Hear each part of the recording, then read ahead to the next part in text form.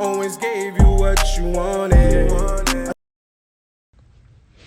Okay, so I got a couple questions that have come in from you guys. Let's see here. Before I jump to questions, though, let me just make sure I shout out a couple more people. Someone said, how am I? I'm doing good. As you guys know, this is Women's Wednesdays. Yesterday was Future's birthday. He had just turned 6. We had so much fun. We did an obstacle course and indoor camping themed birthday. He was so happy, smiling from ear to ear from the beginning of the day. It's amazing to see how your kids go through these different phases, because when they turn, like, okay, they are aware of their birthday, but the level of their awareness changes as they get older. So this birthday, Future really was like, this is my birthday. And he woke up early, ready to rock. Came into my room and was just smiling and so happy, talking about his birthday. And he didn't know what we had surprised for him. So, sorry guys. He didn't know what we had surprised for him. So that was really sweet.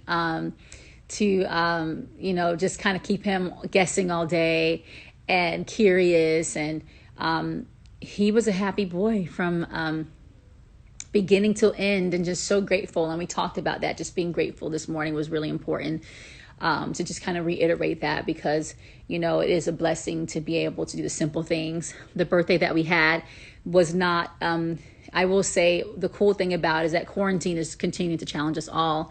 And, this is the second quarantine birthday or thing we put together for our kids. And, you guys know Ciara had her frozen party, and Future had his party, his obstacle course, indoor camping theme. And the cool thing about that party is that it's something that is actually really simple. It didn't require a lot. If anything, like ordering his letters for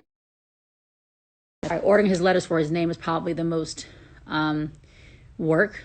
And the balloons, ordering those, and the process of getting the balloons in, and people having to drop them off a certain way, and all that process. But the other stuff was pretty easy. It was Nerf guns, Nerf blasters, I call them. I don't like saying Nerf guns, but Nerf blasters, Nerf guns, whatever. Beyblade competition. He loves Beyblades.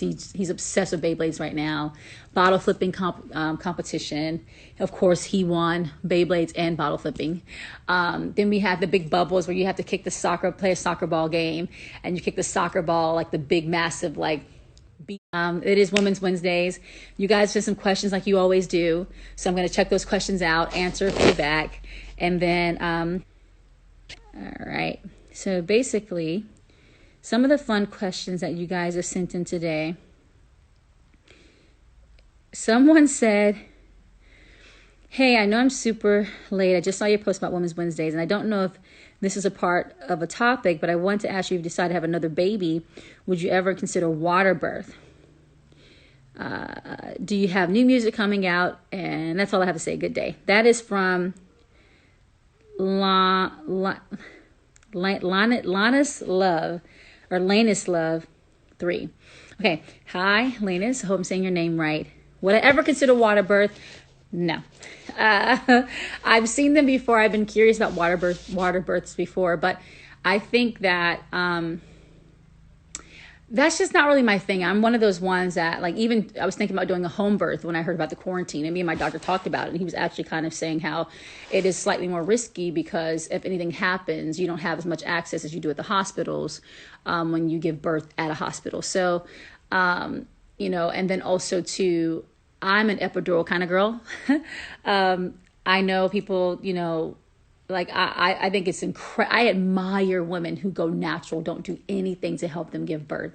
That is by far like one of the toughest things a woman can experience. Because I notice, like, when I feel contractions after having an epidural, and you still feel the pain. And so I can't even imagine the magnitude of the pain if I didn't have any assistance to kind of ease the pain.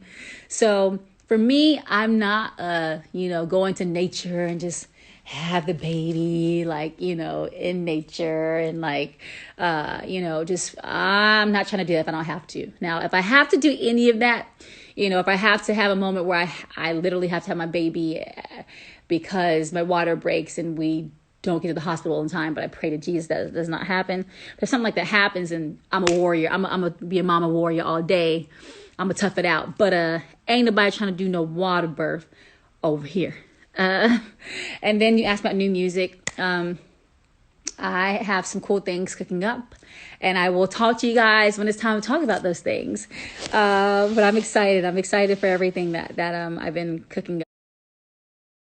I've been cooking up here in quarantine and being at home. Okay, so oh man, this person says, we'll talk about that later.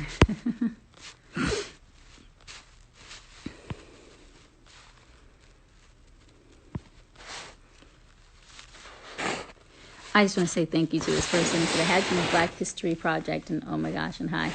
I just want to say thank you so much for that. That means a lot, especially being an African-American woman and knowing the journey of us all, and knowing my journey.